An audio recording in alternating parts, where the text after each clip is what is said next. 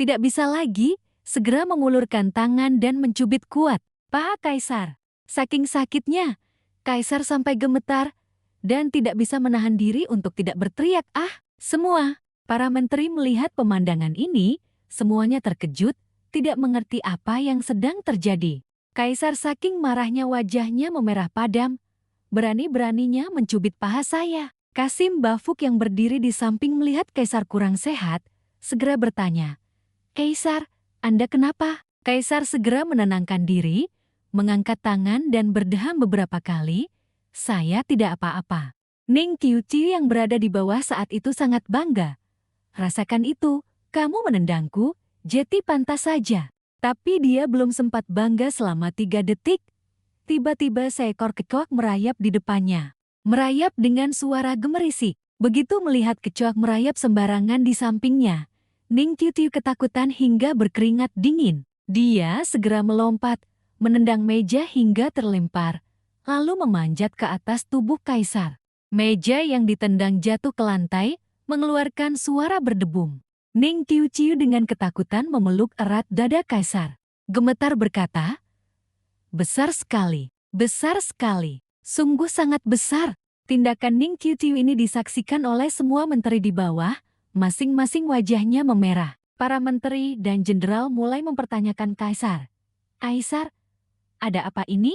Kaisar saking malunya sampai ingin bersembunyi di dalam tanah, hanya ingin mencari lubang untuk menyelinap masuk. Dia hanya bisa menggertakkan gigi menahan penghinaan ini, tidak bisa menjelaskan apa-apa lagi. Kaisar terpaksa segera mengumumkan pembubaran rapat istana. Setelah rapat istana dibubarkan, Kaisar mulai menanyai Ning Qiuqiu. "Saya menyuruhmu mencatat urusan pemerintahan, kamu malah mencubit paha saya, menendang meja, melompat ke atas tubuh saya. Apa yang ingin kamu lakukan?" Ning Qiuqiu berusaha keras menjelaskan, "Hamba tidak sengaja, tapi kecoak itu benar-benar besar sekali." Kaisar sangat marah, dengan galak berkata kepada Ning Qiuqiu, "Seberapa takut kamu pada kecoak? Apa dia bisa memakanmu?" Ning Qiuqiu dengan mata berkaca-kaca menjawab dengan gemetar, "Setiap orang punya hal yang ditakuti. Apa Kaisar tidak punya?" Kaisar mengangkat alisnya dengan marah, "Tentu saja ada. Saat ini yang paling saya takuti justru bertemu denganmu." Mendengar Kaisar berkata begitu, Ning Qiuqiu pun tidak sungkan lagi. "Hamba juga tidak ingin bertemu Kaisar. Jika Kaisar sudah begitu membenci hamba, lebih baik setelah ini jangan bertemu hamba lagi." Tapi bagaimana mungkin usulan Ning Qiuqiu ini membuat Kaisar senang? Dia segera menopang tubuhnya berdiri. "Kamu takut pada hal kotor seperti itu? Kalau begitu saya hukum kamu membersihkan toilet. Kalau kamu sering melihatnya, secara alami kamu tidak akan takut kotor lagi." Ning Qiuqiu mendengar itu seolah disambar petir, dunia seolah runtuh, membersihkan toilet, tidak bisa dibiarkan ini terjadi. Ning Qiuqiu segera berlutut memohon kepada Kaisar. "Kaisar, hamba tahu kesalahan hamba. Hamba rela dihukum apa saja, asalkan jangan dihukum membersihkan toilet." "Kaisar, Kaisar." Ning Qiuqiu berlinang air mata, bersungguh-sungguh memohon kepada Kaisar. Berbeda dengan Ning Qiuqiu, Kaisar yang melihatnya memohon seperti itu, mendadak merasa sangat gembira. Kasim Tamfuk berdiri di samping menyaksikan semuanya. Ia tertawa dalam hati. Sejak kecil hamba telah berada di sisi, dengan berani melayani Kaisar, tetapi belum pernah hamba melihat orang yang berani menyinggung Kaisar namun tetap bisa selamat tanpa cedera. Ning Qiuqiu adalah orang pertama. Terlebih lagi, bukan hanya sekali berani menyinggung, melainkan berkali-kali. Bahkan hari ini ia melakukan kesalahan besar seperti itu. Kaisar hanya menghukumnya untuk membersihkan toilet. Hati Kaisar akhirnya melunak juga. Memikirkan hal ini, Kasim Tamfuk tak dapat menahan rasa harunya.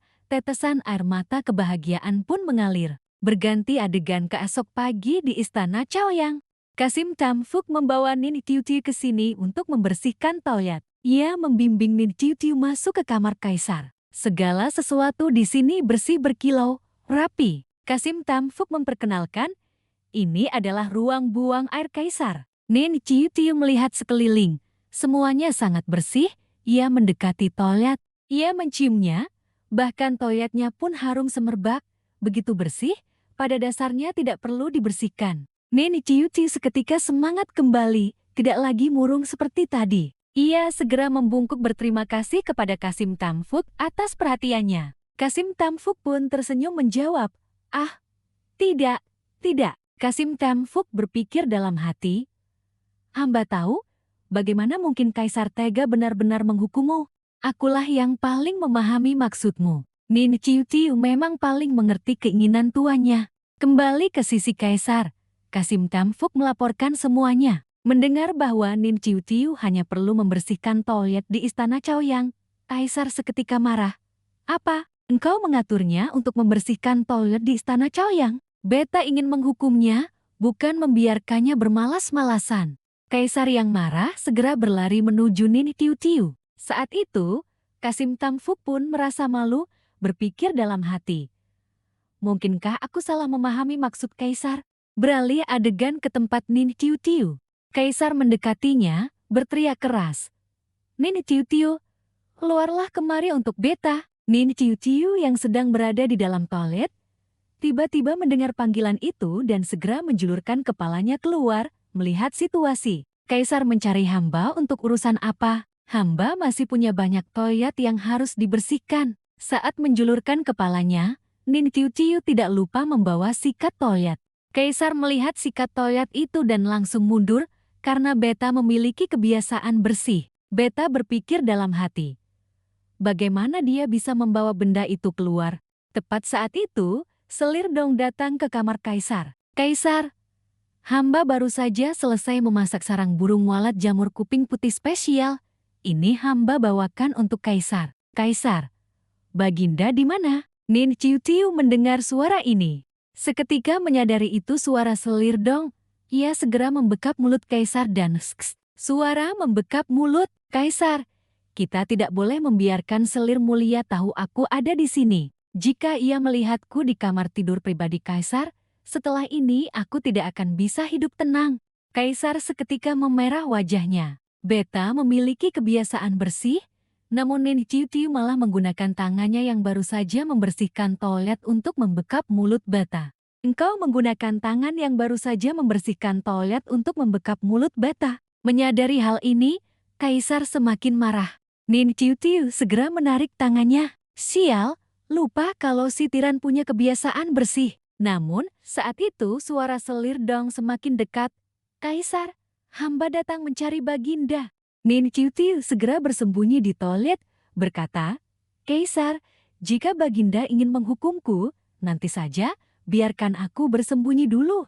Setelah itu, ia menutup pintu toilet. Kaisar melihat itu, langsung sangat marah. Kaisar segera mengambil sikat toilet dan menyematkannya ke palang pintu, membuat Nin Ciuciu terkunci di dalam, tidak bisa membuka pintu sendiri. Kalau suka bersembunyi, sembunyilah di sana seumur hidup. Beralih adegan ke malam hari, Kasim Tamfuk membawakan semangkuk susu sapi hangat untuk Kaisar. "Kaisar, 2 hari ini Baginda tidak tidur nyenyak. Hamba menyuruh dapur menghangatkan semangkuk susu sapi, di dalamnya ada tambahan kurma merah asam dan biji teratai, berkhasiat menenangkan. Kaisar, minumlah selagi hangat." Kaisar saat itu terlihat termenung, "Letakkan saja di sana." Kasim Tamfuk meletakkan mangkuk susu. Kasim Tamfuk melanjutkan, "Kaisar, Nin Ciuciu masih di sana. Dia sudah berada di dalam ruang buang air selama 2 jam.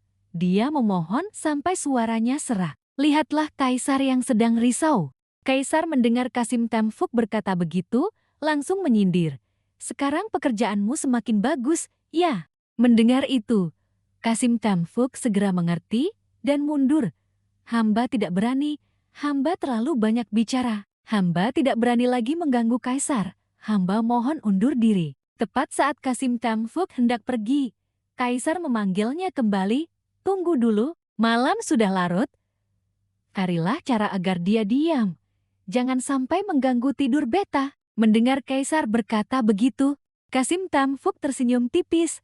"Hamba mengerti." Dalam hati Kasim itu pun mengerti bahwa ini adalah perintah untuk melepaskannya. Memang Kaisar tidak tega. Jelas saat itu hati Kaisar sudah melunak pada Nin Ciuciu, namun dalam hati beta masih keras kepala. Mengira beta tidak melunak sama sekali. Kasim Tamfuk memahami maksud Kaisar, segera pergi membuka pintu untuk menyelamatkan Nin Tiu Tiu. Nin Tiu Tiu yang diselamatkan langsung menangis, berlutut berterima kasih kepada Kasim Tamfuk.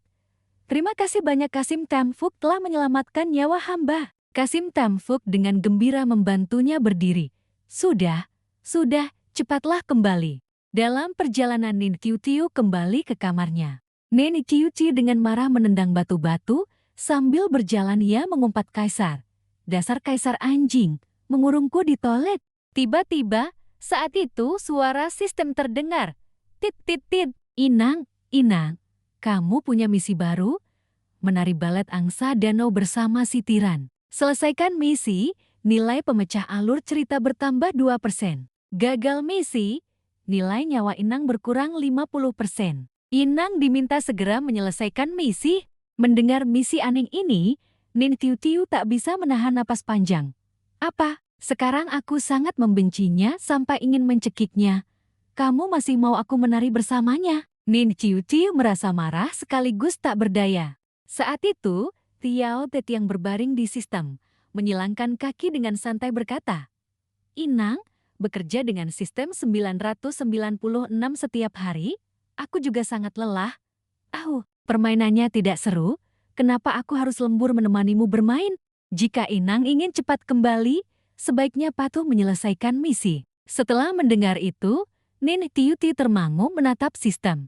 Bagaimana cara menyelesaikan misi ini? Si tiran tidak mau bertemu denganku, menyentuhnya sedikit saja mungkin bisa mati konyol. Tombol jeda juga tidak bisa digunakan untuk menyelesaikannya. Tiba-tiba, Nin Tiu Tiu mendapat ide yang berani.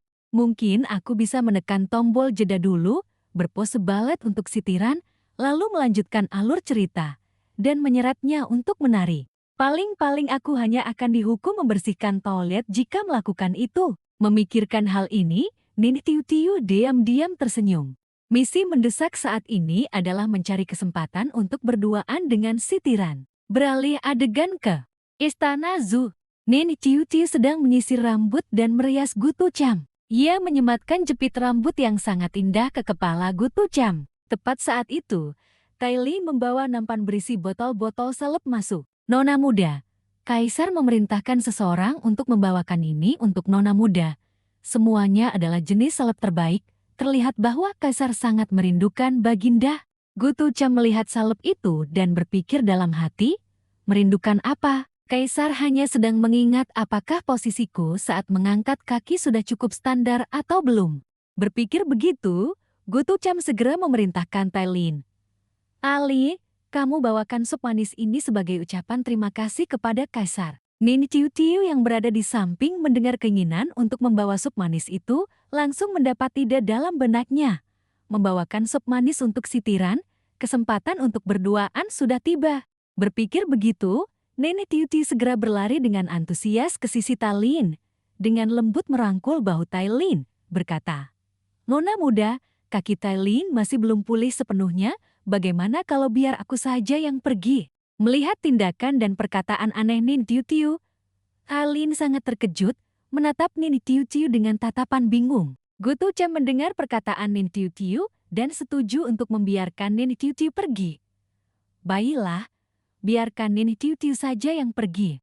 Menangkap kesempatan itu, Nin Tiu Tiu segera pergi dengan cepat. Beberapa saat kemudian, Nin Tiu Tiu sudah dalam perjalanan membawakan sup manis untuk Kaisar. Suasana hati Nin Tiu Tiu saat itu sangat baik.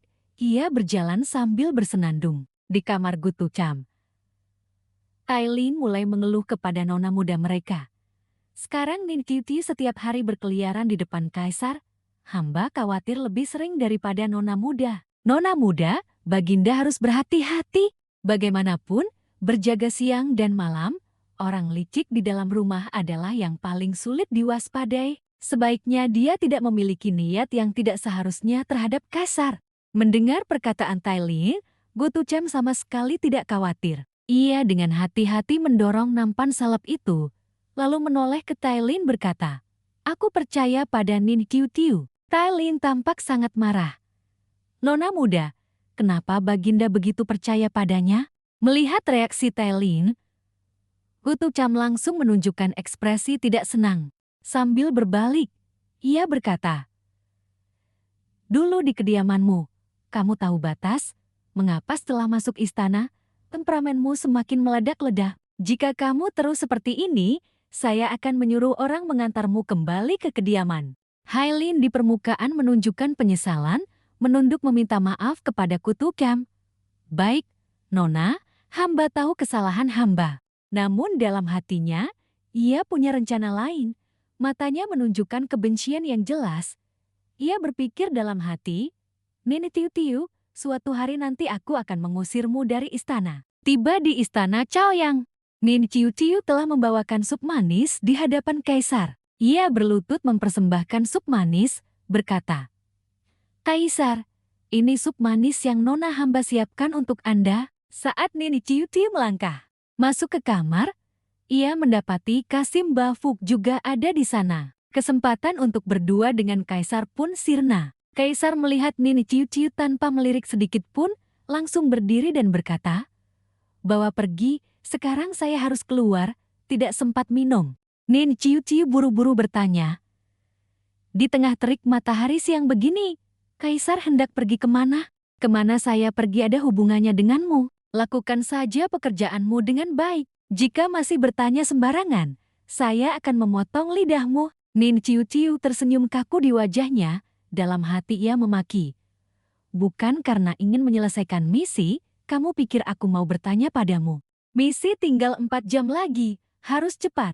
Kaisar telah pergi ke Danau Teratai di istana. Nin Ciu Ciu berdiri terdiam di sana cukup lama. Wajahnya menunjukkan ekspresi berpikir. Nin Ciu Ciu ingat ada bagian ini dalam alur cerita, segera mengikuti Kaisar. Dalam novel aslinya, setiap kali Lok Lam Wen lelah meninjau petisi atau menghadapi masalah pelik yang sulit diselesaikan, ia akan berjalan-jalan sendirian di danau kekaisaran. Bukankah ini kesempatan emas? Nin Ciu Ciu bersembunyi di balik batu, mengintip Kaisar. Dilihat begini memang tampan sekali, tepat saat dia terkesima. Kaisar menyadari ada suara di balik batu. Ia langsung berbalik melihat ke arah batu itu, dengan suara keras bertanya, "Siapa di sana?" Sebenarnya, ini juga ide Nin Ciu Ciu. Ia sengaja membuat suara untuk menarik perhatian Kaisar. Kali ini ia berhasil menarik perhatian Kaisar. Ia segera melangkah keluar dan berkata, "Sungguh kebetulan, tidak disangka hamba bertemu Kaisar di sini." Kaisar sangat bingung, mengapa dia yang ada di sini. Ia segera bertanya, "Untuk apa kamu datang ke sini?" Nin Ciu Ciu dengan cepat memetik sikat bunga. "Nonaku menyuruh hamba datang ke taman kekaisaran untuk memetik bunga." Kaisar setelah mendengar itu menunjukkan ketidakpedulian, berbalik dan berkata, "Kalau begitu pergilah memetik bunga, jangan mengganggu saya." Nin Ciu Ciu mengiyakan, namun di sisi lain, ia diam-diam mendekati Kaisar. Lebih dekat lagi, dan lebih dekat lagi. Kaisar juga bingung, tidak tahu akal apa lagi yang ingin dimainkannya. Ketika sudah mencapai jarak yang sesuai, Nin Ciu Ciu segera menjeda waktu. Setelah itu, ia gemetar mendekati Lok Lam Wen, mengatur posisi, berpose paling mirip gerakan balat. Ia harus berjingkat. Karena perbedaan tinggi badan yang terlalu besar, berpose berhasil. Nin Ciu Ciu berkeringat dingin. Setelah itu, ia melanjutkan waktu. Sudah dilanjutkan. Ia pura-pura jatuh. "Aduh, kakiku terkilir. Kaisar, tolong bantu hamba." Kaisar, melihat itu, segera menghindari Nin Ciu Ciu. Nin Ciu Ciu kehilangan keseimbangan. Hal ini membuat Nin Ciu Ciu terpeleset, jatuh terjerembab ke dalam air. Ia sudah tenggelam sepenuhnya. Ia memunculkan kepalanya untuk meminta tolong. "Tolong, hamba tidak bisa berenang." Saat ini, Kaisar salah paham lagi pada Nin Ciu Ciu, mengira tadi Nin Ciu Ciu ingin menariknya ke dalam air. Karena itu, Lok Lam Wen segera berbalik pergi. "Silakan saja bermain drama, saya tidak akan tertipu. Jangan harap bisa pura-pura tenggelam untuk memancing saya turun ke air." Nin Ciu Ciu meronta-ronta di dalam air, memohon Kaisar untuk menyelamatkan nyawanya. "Hamba sungguh tidak bisa berenang, tolong." Tapi Kaisar tetap berbalik dan pergi. Dalam kepanikan, ia tidak bisa fokus untuk mengakses sistem. Oleh karena itu tidak bisa menjeda waktu, juga tidak bisa kembali ke 3 menit sebelumnya. Ia tak berdaya berteriak meminta tolong. lalu tenggelam sepenuhnya. Saat ini, Kaisar baru berbalik melihat. Melihat Nin Tiu Tiu sudah tenggelam ke dasar air. Laklamoyan tidak ingin Nin Tiu Tiu mati. Kamu tidak boleh mati, Nin Tiu Tiu. Bafuk melihat itu dan berlari mendekat. Melihat Kaisar di dalam air, ia segera berteriak memanggil pengawal. Cepat turun dan selamatkan. Cepat turun dan selamatkan Kaisar. Sesaat kemudian, setelah Nin Tiu Tiu berjuang, Kaisar berhasil mengangkat Nin Tiu Tiu ke tepi. Ia terengah-engah, tubuhnya basah kuyup. Kasim Bafuk sangat khawatir, buru-buru mengambil jubah untuk menyelimuti Kaisar. Astaga, astaga, Kaisar, Anda membuat hamba ketakutan setengah mati. Kaisar melihat Nin Tiu Tiu tidak sadarkan diri. Segera mengulurkan tangan mengelus pipinya. Ia teringat pernah belajar cara pertolongan pertama untuk korban tenggelam di Tishui. Mungkin bisa dicoba. Cara pertolongan pertama untuk korban tenggelam di sini adalah napas buatan. Kaisar segera menggunakan kedua tangannya menekan dada Nin Tiu Tiu, lalu melanjutkan melakukan napas buatan. Sambil melakukannya, ia berkata dengan cemas, Nin Tiu Tiu, cepat sadar. Saya tidak mengizinkanmu mati. Kaisar bahkan mencium bibir Nin Tiu Tiu untuk melakukan napas buatan. Namun, saat ini ia mendapati gadis itu mengatupkan gigi rapat-rapat sehingga tidak bisa memasukkan napas. Kaisar terpaksa mengungkit mulut Nin Tiu Tiu dengan paksa, sekali lagi menempelkan bibirnya untuk meniupkan napas. Kasim Bafuk dan para pengawal yang berdiri di samping menyaksikan pemandangan ini, wajah mereka memerah tidak berani mempercayai mata mereka. Setelah beberapa saat napas buatan, Nin Tiu Tiu akhirnya mengeluarkan suara. Kemudian batuk-batuk uhuk-uhuk-uhuk. Wajah Nin Tiu Tiu saat ini sudah kebiruan, tanpa sedikit pun kehidupan, pucat pasi seperti kertas. Kaisar melihat pemandangan ini, dalam hatinya muncul secercah rasa kasihan. Nin Tiu Tiu dalam keadaan setengah sadar membuka matanya, melihat di hadapannya adalah wajah tampan Kaisar. Terhuyung-huyung melihat, dia pikir Kaisar tampan lalu pingsan lagi. Kaisar buru-buru menyuruh Kasim Bafuk memanggil tabib istana.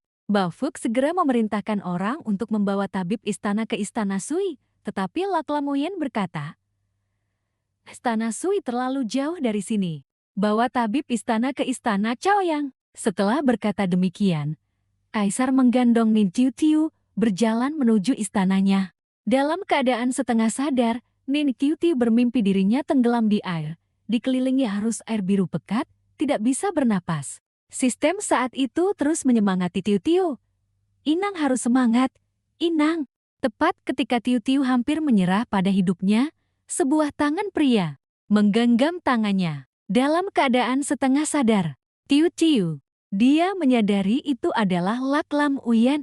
Adegan berpindah ke istana Chaoyang yang bermandikan cahaya matahari. Laklam Uyen dengan cemas memanggil, Nin Tiu Tiu. Saat itu, Tiu Tiu tiba-tiba terbangun setelah pingsan beberapa waktu.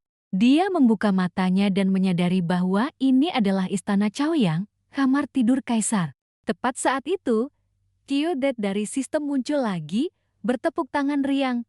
Bip bip bip, Inang benar-benar beruntung, nyawanya terselamatkan. Biar aku bertepuk tangan untuk merayakan Inang. Tiu Tiu yang baru saja bangun merasa terganggu. Tiu Det, kamu berisik sekali. Saat itu, Tiu Det memberitahunya kabar gembira.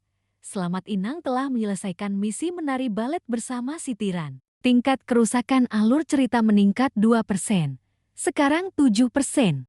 Saat itu, Tiu Tiu mendengar suara Kaisar dan tabib istana berbicara di luar. Kaisar bertanya, Tabib istana, setelah aku punktur, apakah keadaannya sudah stabil dan pasti akan segera sadar, kan? Kaisar dengan tegas memerintahkan para tabib istana.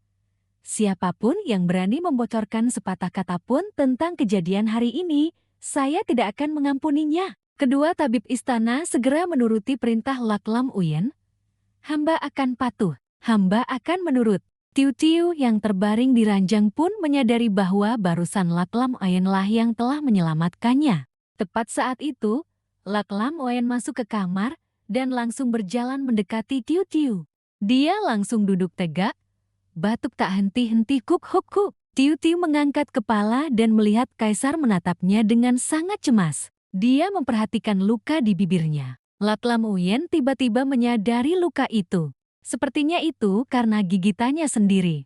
Memikirkan itu, Tiu Tiu memerah, jantungnya berdetak lebih cepat. Kaisar melihat Tiu Tiu sadar dan kekhawatirannya sedikit berkurang. Dalam hatinya dia sangat senang, berpikir, bagus sekali, dia tidak apa-apa. Dia merasakan kehangatan yang mendalam terhadap Tiu Tiu. Namun kata-katanya yang terucap dingin, jika lain kali kamu tidak ingin mati, carilah tempat yang sepi untuk mati. Jangan mati di hadapan saya. Itu membawa sial. Tiu Tiu yang sedang terharu karena tindakan penyelamatan Lam Uyen malah mendengar kata-kata kejam seperti itu. Dia bahkan mengira pria itu terharu. Tiu Tiu membuka mulutnya. Terima kasih, Kaisar. Hamba berterima kasih atas anugerah penyelamatan hidup dari Kaisar. Kaisar berbalik, memanggil tabib istana bermargaha untuk memeriksa denyut nadi Tiu Tiu. Sekali lagi, Tiu Tiu mendengar nama tabib kepala Ha. Dalam hatinya, dia juga teringat sesuatu. Dalam alur cerita, dialah yang diam-diam menukar ginseng di gudang obat istana untuk keuntungan pribadi. Bahan obat di gudang disimpan dengan kualitas baik di tempat yang mudah dijangkau. Yang sudah lama, kualitasnya menurun, diletakkan paling atas. Jika tidak terpakai, akan dibakar secara berkala. Karena ginseng yang paling atas pada dasarnya tidak terpakai, tabib kepala Ha mengambil kesempatan itu untuk menukar dengan ginseng palsu, lalu diam-diam menjual ginseng asli. Akibatnya, Ibu Pangeranjing sakit. Lam Uyen tidak sengaja mengambil ginseng palsu untuk diberikan kepada Ibu Pangeranjing. Ibu Pangeranjing meninggal setelah meminum ginseng palsu. Kematian ibunya membuat Pangeranjing berencana melakukan pemberontakan dan kemudian menjadi salah satu dari 6 pangeran pemberontak. Tiu Tiu berpikir bahwa perbuatan tabib kepala Ha akan menyebabkan seluruh negeri menanggung akibat yang tragis. Namun Tiu Tiu tidak tahu bahwa Kaisar sudah mendengar semua pikirannya. Mendengar itu, Lam Uyen menjadi sangat marah. Tiu Tiu dengan marah mengepalkan tangan menahan diri. Saat itu, Tiu Tiu berpikir lagi, haruskah aku mengingatkan Lam Uyen sedikit? Kaisar mendengar pikiran Tiu Tiu ini.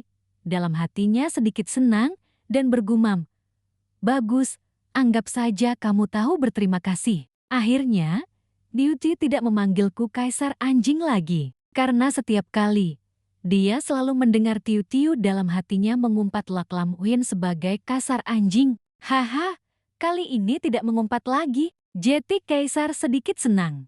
Namun, belum semenit merasa senang, Tiu Tiu kembali berpikir, bantu sedikit saja, dah. Bagaimanapun, Kaisar Anjing tadi baru saja menyelamatkan nyawaku. Setelah mendengar itu, Kaisar langsung marah. Pada akhirnya, dia tetap memanggilku Kaisar Anjing. Setelah selesai memeriksa denyut nadi Tiu Tiu, tabib kepala Ha berdiri dan melapor kepada Kaisar. Tidak ada yang perlu dikhawatirkan, hamba nanti akan meresepkan obat untuknya. Setelah diminum akan sembuh dari flu. Tepat saat itu, Tiu Tiu segera berpura-pura batuk parah, dan sambil batuk, dia berkata dengan suara lemah, Kaisar, hamba merasa hampir tidak bisa bernapas lagi, sepertinya hamba akan mati. Mendengar kalimat ini, baik tabib kepala Ha maupun Lam Uyen sama-sama terkejut. Tiu Tiu kembali berpura-pura gemetar di sekujur tubuhnya, memohon, Kaisar, hamba dengar ginseng bisa sangat menyehatkan, mungkin bisa menyelamatkan nyawa hamba. Kaisar, bolehkah hamba meminta Anda menganugerahi hamba sebatang ginseng untuk dimakan? Mendengar Tiu Tiu berkata demikian, tabib kepala Ha langsung terkejut. Dia berpikir dalam hati, pelayan istana ini sudah bosan hidup, beraninya dia meminta Kaisar menganugerahi ginseng untuk dimakan. Setelah Tiu Tiu menyelesaikan sandiwaranya ini, dia berpikir dalam hati, aku sudah berusaha sekuat tenaga, sisanya terserah takdirmu saja. Kaisar yang mendengar pikiran Tiu Tiu ini, langsung tersenyum menyeringai, lalu berkata, kamu ingin, apapun yang kamu inginkan atau tidak inginkan, saya akan tetap memberikannya kepadamu. Mendengar kalimat ini dari Kaisar, baik Tiu Tiu maupun tabib kepala Ha sama-sama merasa sulit dipercaya, tidak berani percaya kata-kata itu benar. Berdiri di samping, Kasim Kamfuk mengangkat tangan menutupi mulutnya, tertawa diam-diam. Mungkin dia mengira ini adalah cinta. Hahaha. Tiu Tiu segera tergagap berkata, "Terima kasih, Kaisar." Namun dalam hatinya dia berpikir, apakah si tiran ini sudah gila? Laklam Oyen tahu rencana Tiu Tiu sehingga dia bekerja sama dengannya. Saat itu, dia tersenyum penuh kepuasan.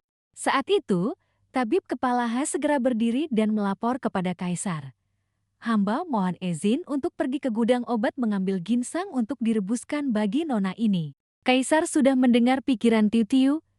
Jadi bagaimana dia bisa memberikan kesempatan kepada tabib kepala Ha untuk membalikkan keadaan? Kaisar segera memerintahkan, "Tunggu dulu, kamu adalah kepala tabib. Bagaimana bisa kamu sendiri melakukan hal seperti itu? Tamfuk, bawa orang ke gudang obat. Pilih 2 batang ginseng secara acak dan bawakan untuk saya." Mendengar perintah Kaisar ini, Tiu Tiu segera menambahkan, "Kasim, ambilkan yang di paling atas itu. Aku dengar bahan obat yang disimpan di paling atas itu adalah yang berkualitas buruk, hampir dibuang. Menggunakannya untukku juga tidak akan membuang-buang." Tabib kepala Ha yang berdiri di samping mendengar Tiu Tiu ingin ginseng yang paling atas, dalam hatinya langsung merasa tidak enak. Kaisar bekerja sama dengan Tiu Tiu dan segera memerintahkan Kasim Tamfuk, "Lakukan saja sesuai perkataannya, dia hanya seorang pelayan istana, tidak pantas menggunakan barang yang bagus." Tabib kepala Ha mendengar kata ginseng yang paling atas, keringat dingin langsung membasahi tubuhnya, wajahnya pucat pasi. Saat itu, dia sangat cemas dan takut, khawatir perbuatan buruknya akan terbongkar. Dia buru-buru menghentikan Kasim Tamfuk dan dengan cemas melapor kepada Kaisar. "Bagaimana kalau biar hamba saja yang pergi?" Kasim Tamfuk tidak mengerti tentang bahan obat. Nona Ti sedang flu dan perlu pemulihan. Menggunakan ginseng berkualitas buruk akan sangat kurang efektif. Kaisar sudah mengetahui kebenarannya. Bagaimana mungkin dia setuju dengan gagasan tabib kepala Ha? Laklam Huyen melanjutkan, "Tidak apa-apa. Efeknya buruk pun tetap ada efeknya, asalkan tidak mati setelah memakannya." Tiu Tiu yang duduk di ranjang mendengar perkataan kejam Kaisar. Dalam hatinya langsung berpikir, sekarang aku menyesal sudah menarik kata Kaisar anjing ini. Tabib kepala Ha melihat tidak bisa mengubah pikiran Kaisar, tidak bisa meyakinkan untuk mengambil obat sendiri, sehingga dia sangat ketakutan tetapi hanya bisa mematuhi perintah. Beberapa saat kemudian, sebatang ginseng pun dibawa. Kasim Tamfuk mempersembahkan ginseng kepada Kaisar. Saat itu, Tiu Tiu berpikir dalam hati, tabib kepala Ha ini tidak akan bisa lari. Namun ketika tabib kepala Ha melihat ginseng di tangan Kasim Tamfuk, dia langsung membongkar. "Ini bukan ginseng." Perkataan tabib kepala Ha membuat Tiu Tiu dan Laklam Uyen sama-sama sangat terkejut. Dia melanjutkan melapor kepada Kaisar. "Obat ini pada dasarnya bukan ginseng melainkan fungi. Bentuk luarnya sangat mirip ginseng.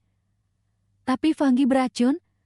Toksisitasnya sangat kuat, jika salah makan akan menyebabkan kegilaan." Tiu Tiu menyadari, dia malah mengungkapkan semuanya sendiri. Kasim Tamfuk mendengar pengungkapan tabib kepala Ha, langsung menjatuhkan ginseng itu ke tanah.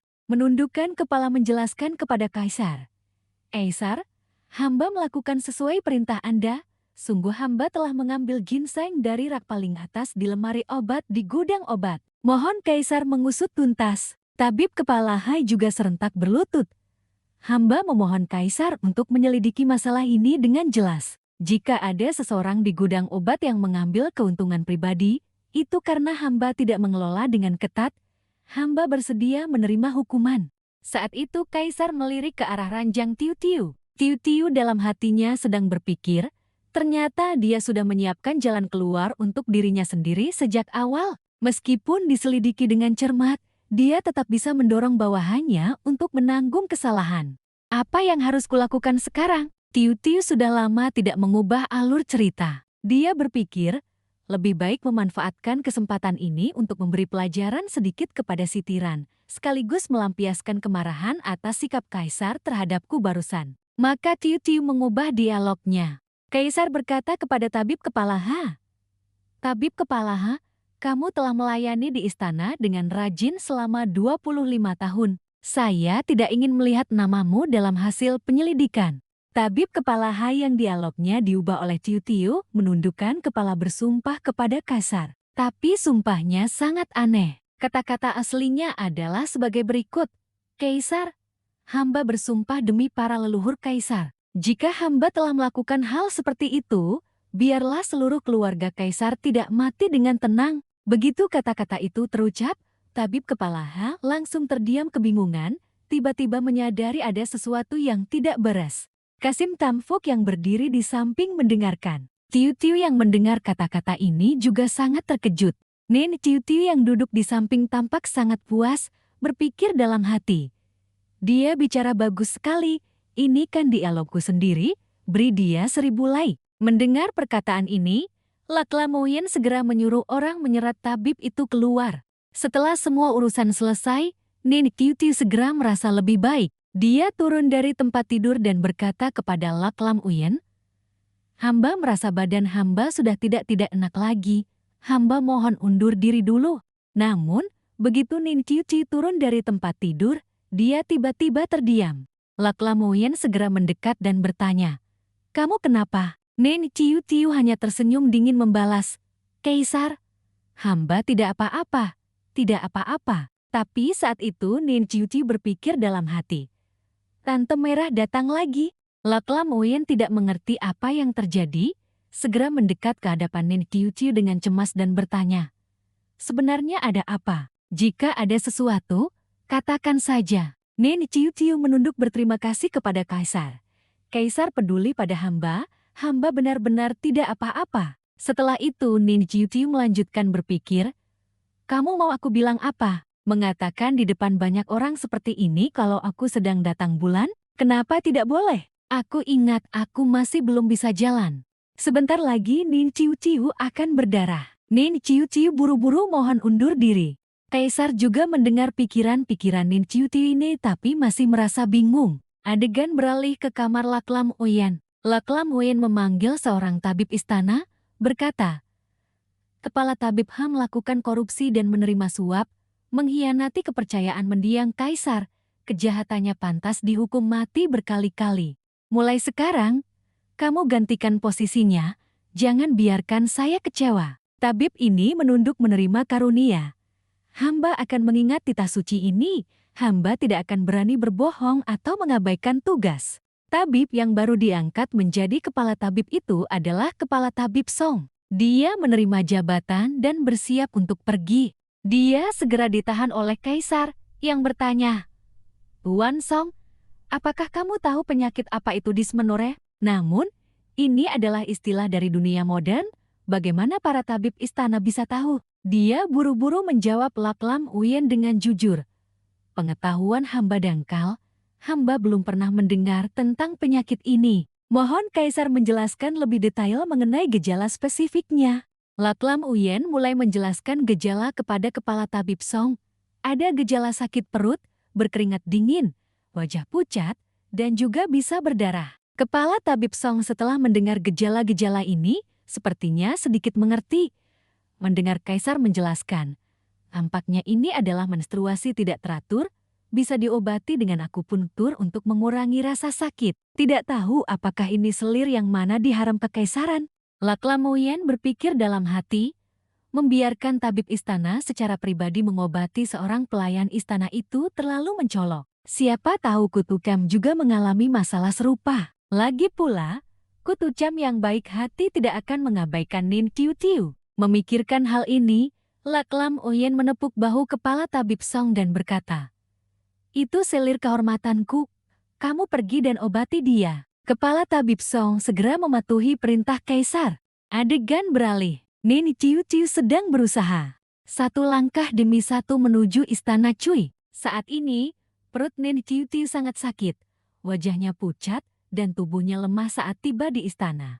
Kiki dengan cemas berlari keluar dan bertanya kepada Nen Tiu Tiu, Kakak kenapa? Nen Tiu Tiu dengan jujur berkata kepada Kiki, Tante Merah datang, perut bagian bawah sakit. Kiki juga berkata kepada Nen Tiu Tiu, Kakak juga sakit perut, Nona juga begitu. Tadi malam datang bulan, hari ini sakit sekali sampai tidak bisa bangun dari tempat tidur. Tadi sudah menyuruh Lala membuat teh jahe gula merah. kakak juga minum sedikit ya? Nini Tiu segera berkata, biarkan aku masuk melihat Nona dulu. Kutu Cam sedang menahan rasa dismenore. Nini Tiu masuk dan bertanya, bagaimana perasaan Nona? Apa perlu memanggil tabib istana untuk memeriksa? Kutu Cam menahan sakit dan menjawab, tidak perlu merepotkan begitu. Saya baru masuk istana sudah diobati oleh tabib istana, takutnya nanti akan jadi bahan omongan orang. Kutu Cam melihat wajah Nin Tiu pucat, lalu menariknya mendekat. Kutu Cam menyadari bahwa Nin Tiu juga sedang datang bulan. Nin Tiu mengucapkan terima kasih atas perhatian Nona, mengatakan bahwa dia tidak apa-apa. Meskipun di mulut berkata tidak apa-apa, tapi di wajah Nin Tiu terlihat senyum canggung. Kutu Cam, sambil menahan sakit perut, di sisi lain menggenggam erat tangan Nin Tiu, terlihat sangat peduli pada Nin Tiu. Dia segera memanggil Tai Lin. Kamu pergi ke Akademi Tabib Kekaisaran, panggil tabib istana kemari. Perkataan Kutu Cam membuat Nin Tiu sangat terkejut, tidak menyangka Kutu Cam begitu peduli padanya. Tai Lin berlari ke sisi Kutu Cam. Nona, tadi Nona bilang Nin Tiu tidak mengizinkan hamba memanggil tabib istana, kenapa sekarang berubah pikiran? Kutu Cam baru saja berkata kepada Tai Lin.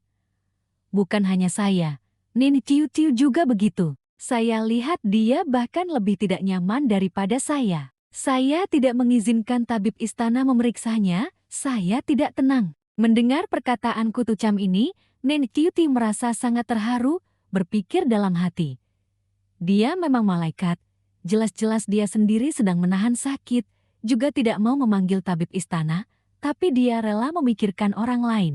Nin Tiu juga segera menggenggam tangan Kutu Cam. Tidak perlu Nona, hamba tidak apa-apa. Tai Lin yang berdiri di samping, melihat Kutu Cam begitu peduli pada Nin Tiu, dalam hati justru menunjukkan rasa cemburu, dengan wajah kesal berkata kepada Nin Tiu. Sudah datang bulan masih berkeliaran, tidak tahu mau melakukan apa. Saat ini, Hiji masuk ke kamar dan melapor kepada Nona bahwa kepala tabib Song sudah tiba. Mendengar ada tabib istana datang, Nin Tiu dan Kutu Cam sama-sama. Kepala tabib Song masuk ke kamar tidur Kutu Cam. Nona jangan bergerak. Kaisar teringat Nona yang sakit perut karena kedinginan, secara khusus mengutus hamba untuk mengobati selir. Kutu Cam pun dengan sopan membalas. Apa tidak apa-apa begini? Anda adalah kepala tabib, seharusnya melayani kaisar dan permaisuri. Saya hanyalah seorang selir kehormatan kecil. Kepala tabib Song juga tersenyum berkata, ini adalah titah kaisar. Nona jangan meremehkan diri sendiri. Kutu Cam mendengar bahwa tabib istana diutus oleh kaisar untuk merawatnya, dalam hati dia sedikit terharu. Saat ini, Kutu Cam juga sangat tersentuh oleh tindakan tabib istana, dan kaisar tidak menyangka kaisar begitu peduli padanya. Tapi dia tidak tahu bahwa orang yang kaisar pedulikan bukanlah dirinya melainkan Nin Tiu. Kutu Cam dengan gembira berkata, kalau begitu, saya sudah merepotkan kepala tabib Song. Kepala tabib Song duduk dan melakukan akupunktur pada Kutu Cam. Saat ini, Nin Tiu kembali memiliki pemikiran lain. Dia juga melihat tindakan perhatian kaisar terhadap Kutu Cam, dan berpikir dalam hati, apa yang terjadi? Aku sudah mencegah Lak Lam Uyan dan Kutu Cam mengembangkan perasaan, tapi kenapa mereka berdua masih bersama? Bagaimana bisa dihancurkan seperti ini? Bukankah aku sudah benar-benar kehabisan harapan? Saat itu, Nin Tiu juga merasakan sakit sekali, tidak bisa berpikir lebih jauh lagi. Kepala tabib Song selesai melakukan akupunktur pada Kutu Cam, dan berkata ingin pergi, beberapa hari lagi, hamba akan datang lagi untuk melanjutkan pengobatan Nona. Tapi sebelum sempat pergi, Kutu Cam sudah angkat bicara. Kutu Cam memberikan sekantong perak kepada tabib istana, lalu mengajukan permohonan. Kepala tabib Song, Nin Tiu adalah pelayan istana paling cakap milik saya. Hari ini dia juga terganggu oleh hal itu. Anda adalah orang yang baik hati, bisakah Anda memeriksanya sebentar? Nin Tiu yang berdiri di samping mengerti dengan jelas. Kepala tabib memeriksa pelayan istana itu tidak sesuai aturan. Jika berita ini tersebar, bukankah Kutu Cam akan dihukum? Memikirkan hal ini, Nin Tiu buru-buru menolak. Nona, hamba benar-benar tidak apa-apa. Tidak perlu. Namun, Nin Tiu tidak bisa menghentikan Kutu Cam. Kutu Cham segera menyuruh Nin Tiu Tiu berbaring di tempat tidur. Nin Tiu Tiu, cepat duduklah. Mohon kepala tabib Song memeriksa pelayan istana saya. Semua konsekuensinya akan saya tanggung. Setelah itu, dia mendesak Nin Tiu Tiu untuk mengulurkan tangannya agar dia kupuntur. Nin Tiu Tiu juga tidak bisa menghentikan tindakan Kutu Cham. Hal itu pun terjadi begitu saja. Adegan beralih ke malam hari. Berita ini sudah sampai di kediaman selir bangsawan Dong. Selir bangsawan Dong segera bertanya kepada pelayannya. Hari ini kepala tabib Song juga datang ke tempat selir kehormatanku? Pelayan melapor kepada selir bangsawan Dong. Lapor, selir, hari ini kepala tabib Song juga datang, termasuk hari ini sudah hari keempat. Selir bangsawan Dong berkata, Kaisar tidak hanya mengingat tanggal datang bulan Kutu Cham, tapi juga menyuruh kepala tabib Song untuk mengobatinya, sungguh perhatian padanya. Saat ini, pelayan selir bangsawan Dong beralih ke topik lain. Selir, Festival Buddha Sakyamuni akan segera tiba. Ibu Suri sangat memuja ajaran Buddha, sangat menghargai hari ini. Apa selir sudah memikirkan hadiah apa yang akan diberikan kepada Ibu Suri? Mendengar bahwa Festival Buddha Sakyamuni akan segera tiba, selir bangsawan Dong langsung memikirkan sebuah rencana. Ini adalah kesempatan bagus untuk menyingkirkan Kutu Cham. Adegan beralih ke para selir kekaisaran yang datang untuk memberi hormat kepada permaisuri. Semua selir kekaisaran memberi hormat. Semoga permaisuri berbahagia selalu. Permaisuri pun mengizinkan para selir untuk tidak berlutut. Saat ini, selir bangsawan Dong tersenyum palsu, pura-pura peduli bertanya kepada selir kehormatanku. Selir kehormatanku, bagaimana kabarmu? Baru masuk istana sudah sakit 2-3 kali, tubuhmu lemah, harus dijaga baik-baik. Selir kehormatanku juga merasa sangat bingung. Kenapa selir bangsawan Dong tiba-tiba begitu peduli padaku? Dia juga tidak berpikir panjang, segera membalas. Terima kasih atas perhatian selir bangsawan, hamba ini tidak berguna, menyebabkan semua orang tambah khawatir. Selir bangsawan Dong pun pura-pura membalas. Kita semua adalah saudara, tidak perlu sungkan berbicara seperti ini. Saat ini, Permaisuri juga angkat bicara. 2 hari lagi adalah Festival Buddha Sakyamuni. Hari ini saya memanggil kalian semua kemari untuk berdiskusi hadiah apa yang sebaiknya diberikan kepada Ibu Suri agar orang tua itu senang. Selir bangsawan Dong mengemukakan pendapatnya. Menurut saya, memberi hadiah itu harus dengan ketulusan hati. Ibu Suri tulus dalam beribadah Buddha, lebih baik kita masing-masing menyalin sendiri satu set sutra Buddha untuk Ibu Suri. Dibandingkan dengan memberikan emas, perak, dan perhiasan, ini akan lebih menunjukkan ketulusan. Permaisuri setelah mendengar usulan ini pun mengangguk setuju. Saya rasa usulan selir bangsawan Dong sangat bagus. Kalau begitu, hari ini, kalian semua kembali dan menyalin sendiri 2 set sutra Buddha. Setelah selesai disalin, serahkan kepada saya, dan kita akan mempersembahkannya bersama-sama kepada Ibu Suri. Tapi saat ini, selir bangsawan Dong memiliki niat lain. Meskipun tidak tahu apa yang ingin dia lakukan, dia mengemukakan pendapat. Setelah selesai menyalin sutra, untuk apa diserahkan kepada permaisuri? Siapa yang menyalin? Dia sendiri yang pergi memberikannya? Bukankah sudah begitu? Hal kecil seperti ini saja sampai merepotkan permaisuri? Bukankah kita jeti terlihat tidak pengertian? Permaisuri setelah mendengar perkataan ini, tidak membantah, hanya tersenyum ramah dan setuju.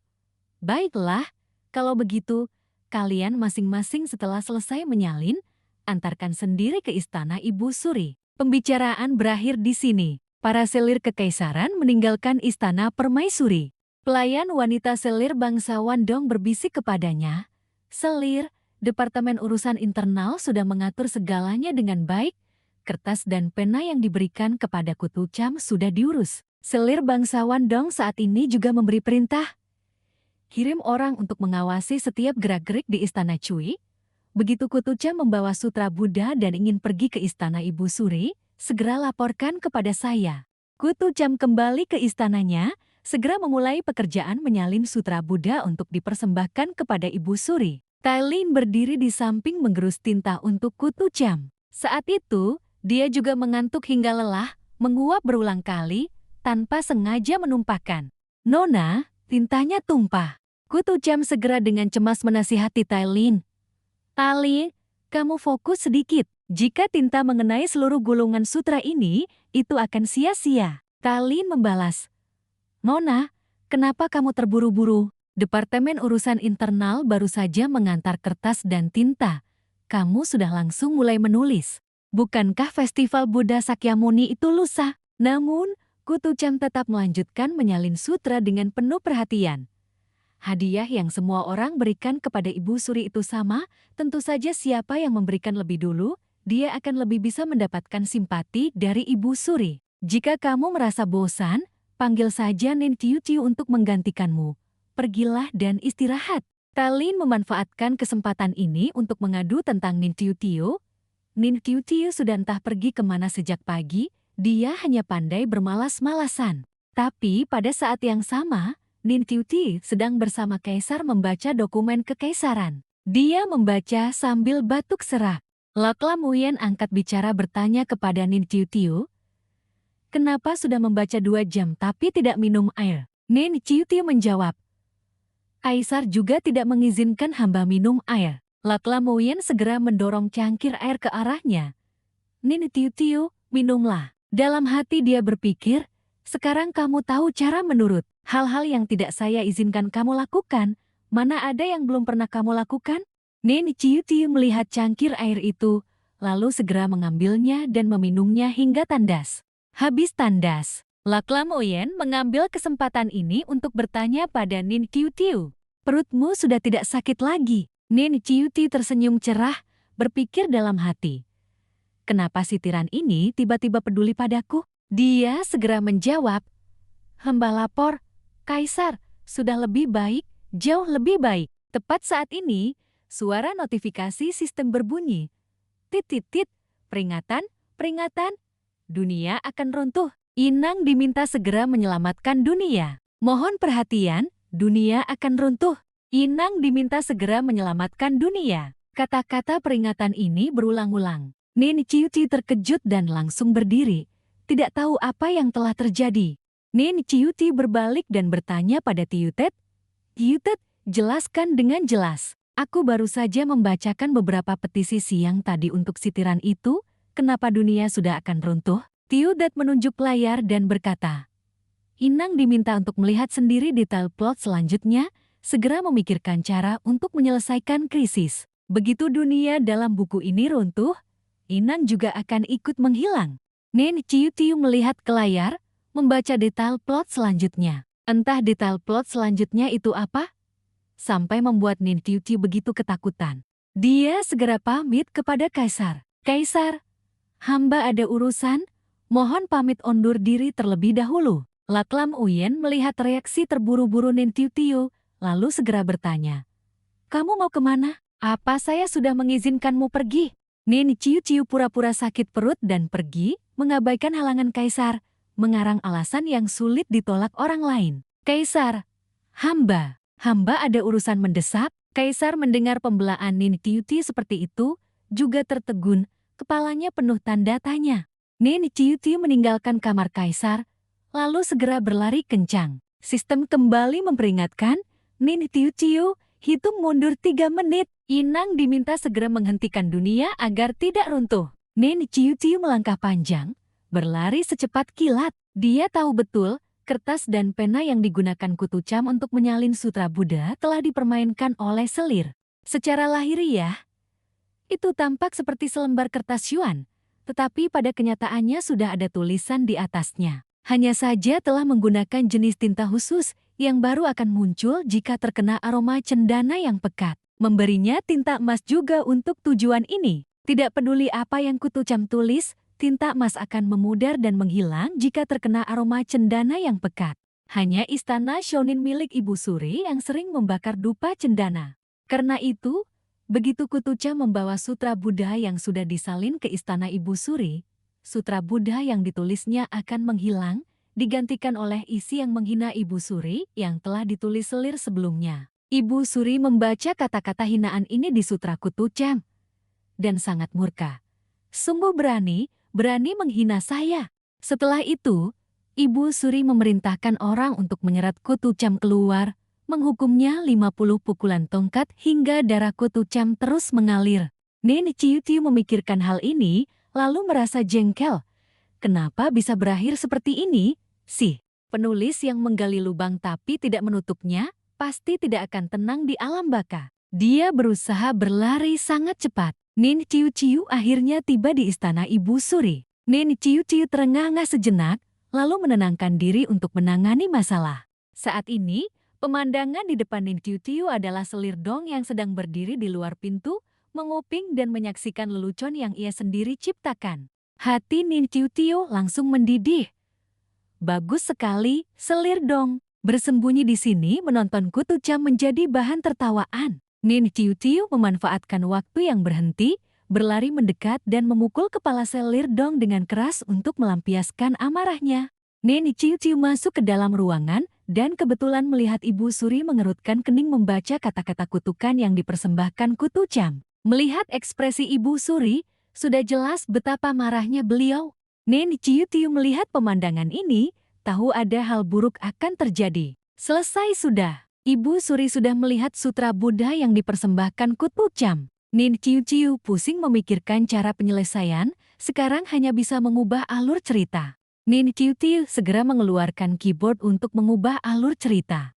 Alur cerita yang ditulisnya begitu menarik sampai Tiu Det di belakang pun terkejut dan kagum. Nen Ciu Ciu tahu alur cerita yang ditulisnya sedikit konyol, tapi masa bodoh, biarkan saja begitu. Nen Ciu Ciu selesai mengubah alur cerita, lalu menekan tombol untuk melanjutkan waktu. Segalanya kembali berlanjut sesuai alur cerita yang baru saja diubah Nen Ciu Ciu. Ibu Suri sedang membaca sutra yang dipersembahkan Kutu Cam. Ekspresinya yang sebelumnya tidak enak dipandang tiba-tiba menjadi sangat ceria. Saya paling suka dimarahi orang lain. Ku kesayangan saya, hadiahi 50 liang emas. Mendengar kata-kata ini, Kutu Cam juga tertegun, tidak mengerti apa yang sedang terjadi, kepalanya penuh tanda tanya. Selir dong yang berada di luar mendengar semuanya, langsung tertegun 3 detik. Apa yang sedang terjadi? Dia merasa lebih kaget lagi saat menyentuh dahinya. Kenapa terasa sakit sekali? Bagaimana dia tahu kalau Nen Ciu Ciu baru saja mempermainkannya? Dalam benak selir dong, saat ini muncul pemikiran lain. Bagaimana dengan Ibu Suri? Apa jangan-jangan nenek sihir tua ini punya kecenderungan masokis, suka dimarahi orang lain? Di kamar Ibu Suri, cerita terus berkembang dengan baik. Ibu Suri memuji Kutu Cam habis-habisan dan juga menasihatinya. Kamu harus berusaha lebih keras lagi, lahirkan seorang cucu laki-laki untuk saya. Selir dong berdiri di luar, berbisik bertanya pada dayangnya. Ada apa? Kamu yakin semua yang tertulis di Sutra Buddha itu adalah kata-kata umpatan untuk orang lain? Dayang selir dong sangat yakin. Mengonfirmasi bahwa itu semua adalah kata-kata kutukan, bahkan menambahkan bahwa hamba sendiri yang meniru tulisan Kutu Cam dan menulisnya di atasnya. Mungkin Ibu Suri benar-benar suka dimarahi orang lain. Menyadari hal ini, selir dong segera menyusun rencana baru dalam benaknya. Apa benar-benar memberikan keuntungan kepada orang lain dengan tangan sendiri? Kalau begitu aku tidak bisa membiarkan Kutu Cam memonopoli posisi teratas. Oleh karena itu, selir dong kembali untuk menyiapkan hadiah, ingin mempersembahkannya sendiri kepada Ibu Suri. Tidak lama kemudian, selir dong kembali ke istana Ibu Suri. Hamba memberi hormat kepada Ibu Suri. Ibu Suri melihat selir dong juga dengan gembira, menyapa. Selir dong sudah datang. Saat ini, selir dong mempersembahkan hadiah kepada Ibu Suri. Ini adalah Sutra Buddha yang hamba salin sendiri dengan tangan hamba. Ibu Suri juga menunjukkan ekspresi ramah dan puas. Tidak disangka kalian memikirkan jenis hadiah yang sama. Kalian semua adalah orang-orang yang berbakti. Selir dong berpikir dalam hati. Kutu Cam memaki dia seperti itu, tapi dia malah merasa Kutu Cam berbakti. Jika aku memaki lebih parah darinya, bukankah aku akan lebih unggul 1 tingkat? Memikirkan hal ini, selir dong segera mempersembahkan hadiahnya. Ibu Suri, hamba ada yang ingin disampaikan kepada Anda. Saat ini, Ibu Suri masih tersenyum. Ya, kamu berseri-seri. Kamu ingin mengatakan apa kepada saya? Begitu Ibu Suri selesai bicara, Selir Dong langsung menyemburkan rentetan makian. Ibu Suri adalah nenek tua bangka. Begitu mendengar kalimat pertama, Ibu Suri terkejut, otot wajahnya mulai mengernyit. Bahkan Kutu Cam pun sangat terkejut. Nenek tua itu tidak mengerti apa yang sedang terjadi. Selir Dong masih belum menyadari perubahan ekspresi Ibu Suri, terus memaki dengan suara lantang. Nenek tua dengan sifat aneh, pantas dibenci oleh mendiang kaisar. Kutu Cam yang berdiri di samping, mendengar kata-kata itu langsung tidak tahan, angkat bicara membela Ibu Suri. Selir Dong tidak bisa bicara seperti itu di depan Ibu Suri. Selir Dong tetap angkuh. Ibu Suri bangga, ayo, kamu bisa menyenangkan hati Ibu Suri? Apa hamba tidak boleh juga menyenangkan hati beliau? Begitu Selir Dong selesai bicara, dia langsung mendapat tamparan, ludahnya sampai muncrat keluar. Namun dia masih tidak mengerti apa yang sedang terjadi. Dia memegangi wajahnya dengan ekspresi bingung menatap Ibu Suri. Saat ini, Ibu Suri sangat marah, wajahnya memerah, api amarah membara. Kamu bilang saya nenek tua bangka? Mati tidak ada yang mengubur. Bagus sekali. Saya hidup lebih dari setengah umur, belum ada yang berani bicara seperti itu kepada saya. Pengawal, seret Selir Dong keluar dan pukul mulutnya 50 kali. Begitulah, Selir Dong diseret keluar dan dihukum. Semua teriakan saat ini menjadi sia-sia. Selir Dong diseret keluar, Kutu Cam pun merasa sedih. Segera mengikuti untuk memohon kepada Ibu Suri. Ibu Suri, Selir Dong mungkin tidak bermaksud begitu. Bisakah Anda sedikit bermurah hati? Ibu Suri mengabaikan semua permohonan. Siapapun yang berani membela dia akan dihukum bersama. Kutu Cam sungguh terlalu baik hati. Jelas-jelas dia dijebak orang lain, sekarang malah memohon untuk orang lain. Suasana hatinya juga menjadi sedih. Tepat saat ini, mata Kutu Cam tiba-tiba berbinar. Dia memperhatikan bahwa ada sesuatu yang tidak beres dengan kertas salinan sutra Buddha di atas meja Ibu Suri.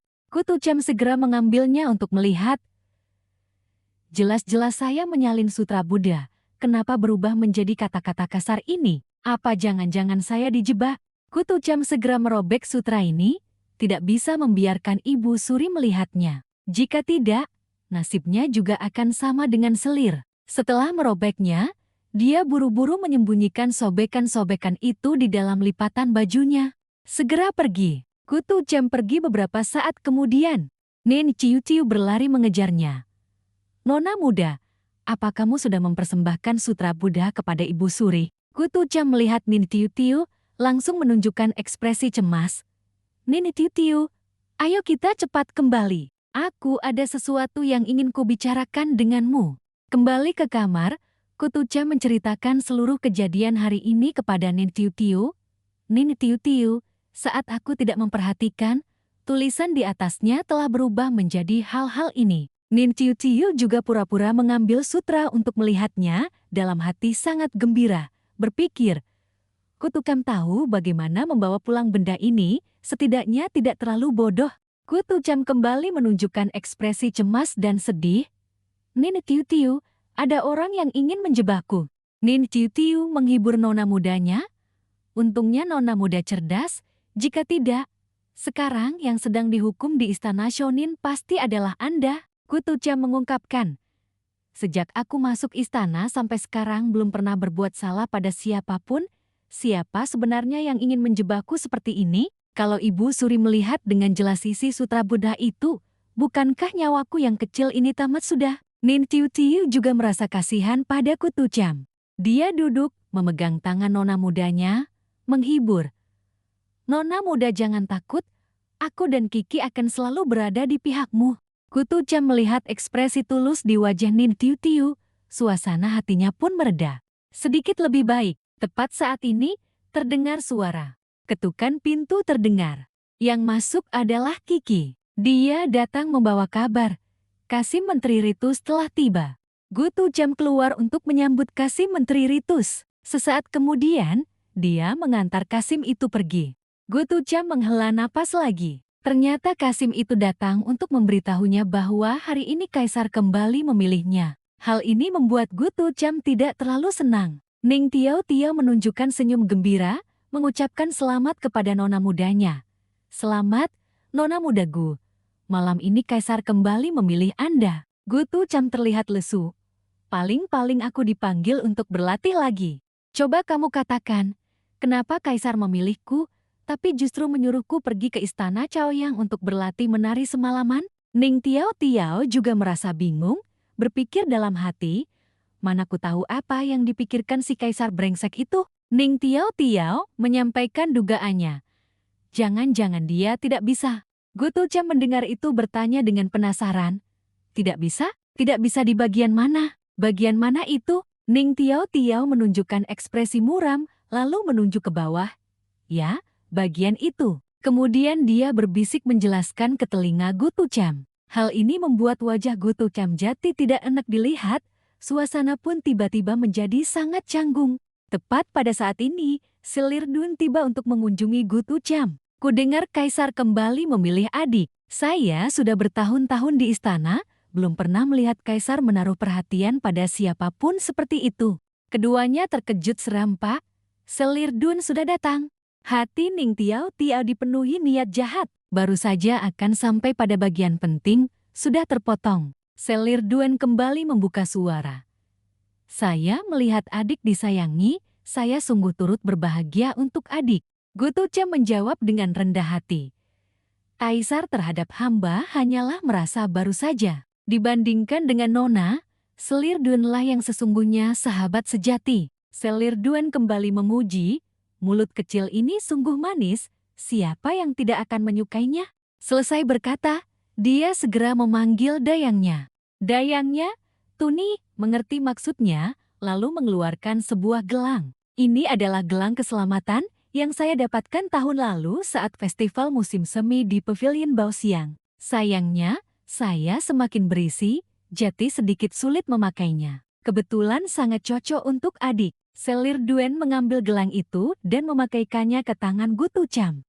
Lihatlah, wanita cantik dengan perhiasan ungu keemasan ini semakin menonjolkan kulit putih mulus adik.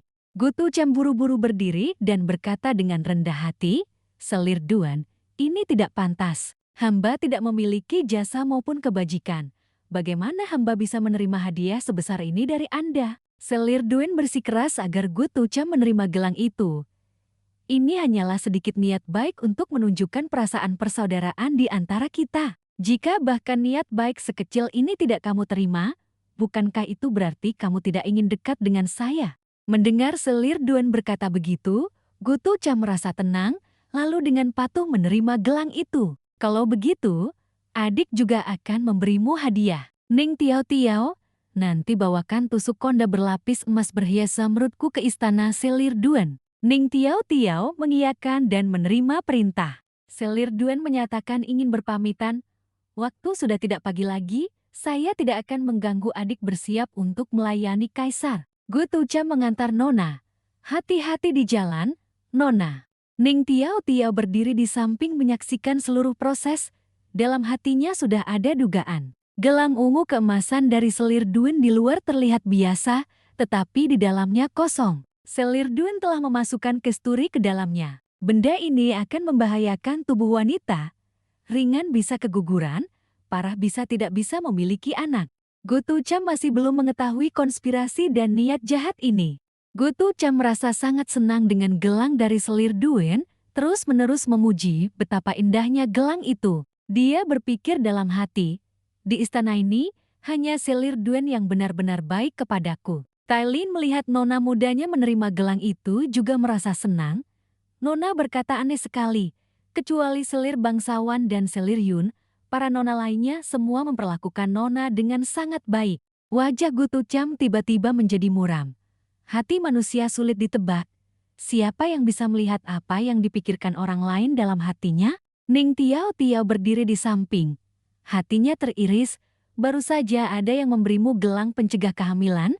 Kamu masih saja tertawa riang di sana. Saat itu, Kiki masuk dan berkata, Nona muda, tabib kepala Song datang untuk memeriksa denyut nadi Anda. Ning Tiao Tiao mendengar tabib kepala Song datang, dan segera memikirkan sebuah rencana. Dia memanfaatkan kesempatan ini untuk berkata kepada Gutu Cam, Nona muda, tidak ada salahnya membiarkan tabib istana memeriksa gelang dari selir Dun sebentar, siapa tahu bisa membuat Anda lebih tenang.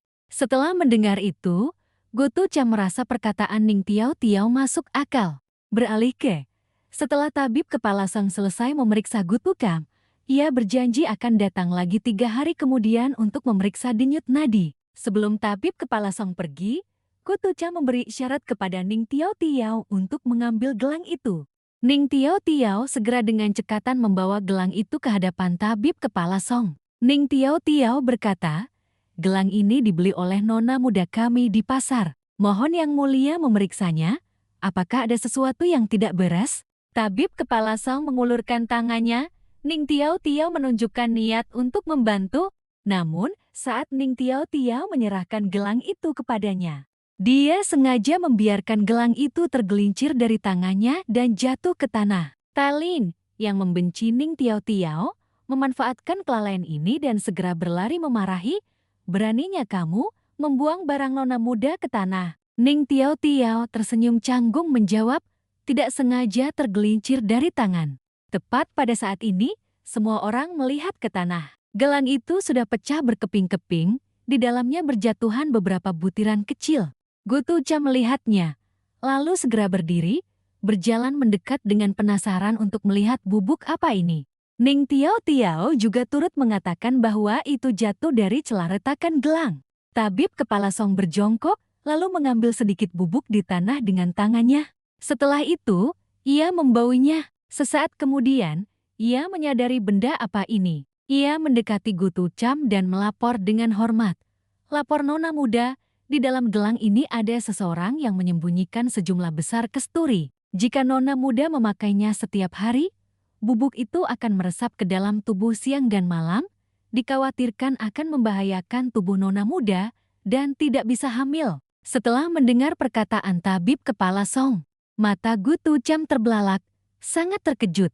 Bahkan Tailin pun begitu, tidak bisa mempercayainya. Ning Tiao Tiao tidak bisa percaya bahwa ini adalah kenyataan.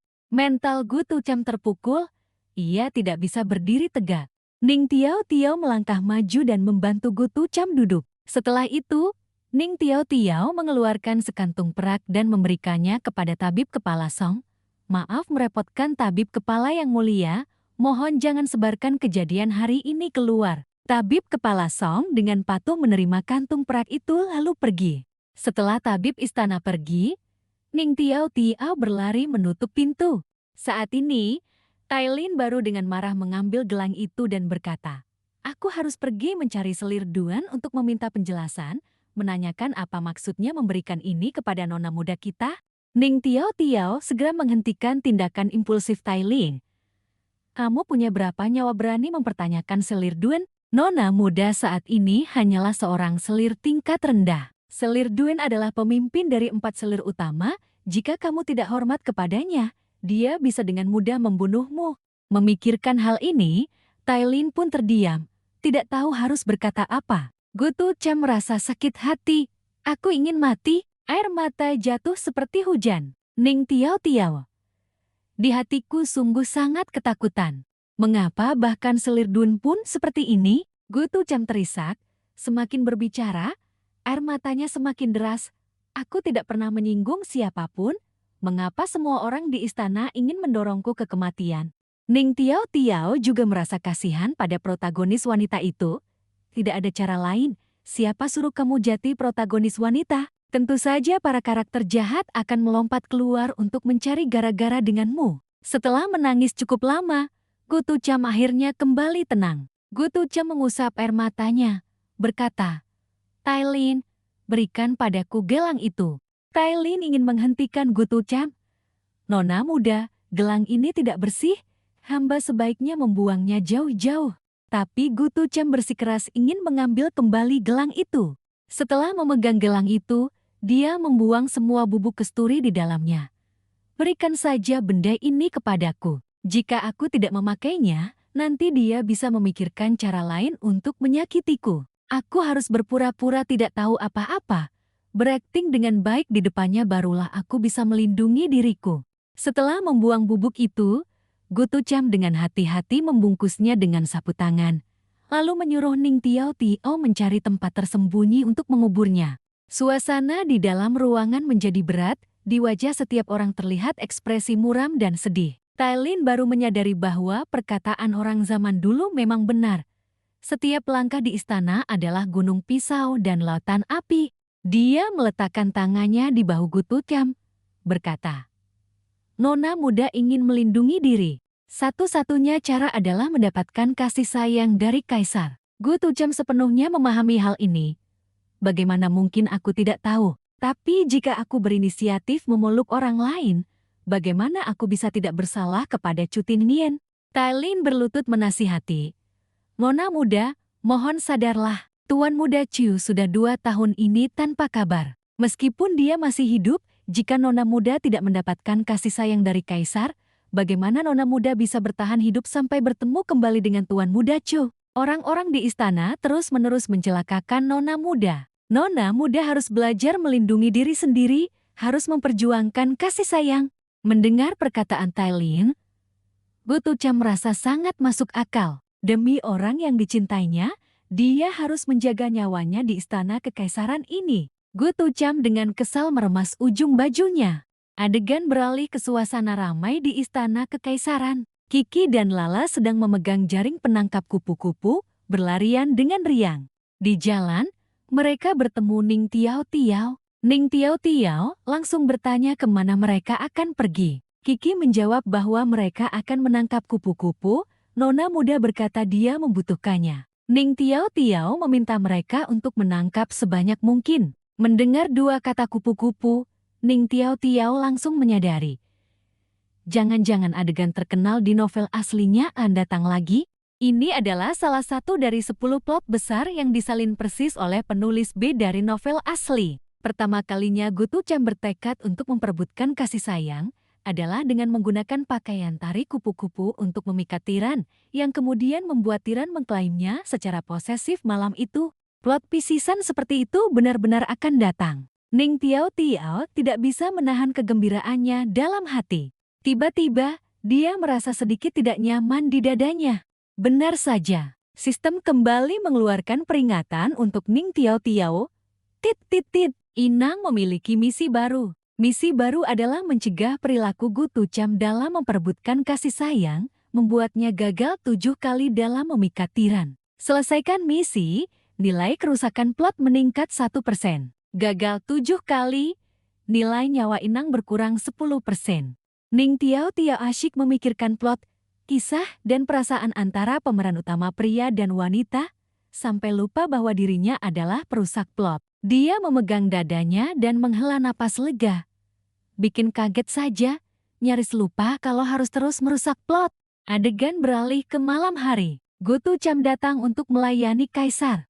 Mengenakan jubah hitam, dia berkata, "Yang mulia Baginda, hamba memiliki kejutan yang ingin hamba berikan kepada Paduka." Latla Muyin sedang meregangkan tubuh, bertanya kejutan apa yang dia miliki. Gu Tucam baru saja akan tersenyum dan membuka jubahnya. Tiba-tiba muncul seorang anak kecil yang menggemaskan, mengenakan celemek merah, rambutnya seperti Hong Hai-ir. Anak itu dengan lincah memberi hormat. "Anakmu menghadap ayahanda kaisar." Melihat anak itu muncul tiba-tiba, Gu Tucam sangat terkejut, tidak mengerti apa yang sedang terjadi. Bahkan Latla Muyin, saat melihat anak ini, menunjukkan ekspresi terkejut, menjawab Gu Tucam. Dari mana anak ini berasal? Gu Tucam bahkan lebih bingung. "Yang mulia Baginda, hamba juga tidak tahu."